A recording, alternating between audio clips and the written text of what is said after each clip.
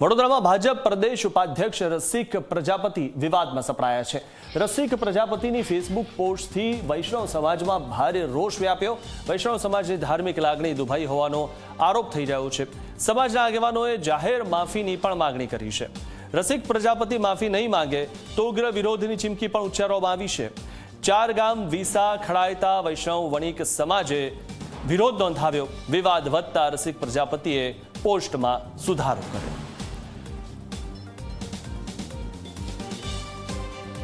મેં ફેસબુકના માધ્યમથી જોયું, ભારતીય જનતા પાર્ટીના ઉપાધ્યક્ષ એવા રસિકભાઈ પ્રજાપતિ દ્વારા ફેસબુક પર પોસ્ટ કરવામાં આવી છે કે વલ્લભાચાર્ય વિશે વાગેશ કુમારજી મહારાજ વલ્લભ પ્રભુના ચરણોમાં બિરાજમાન રહે તેવી પોસ્ટ કરી છે।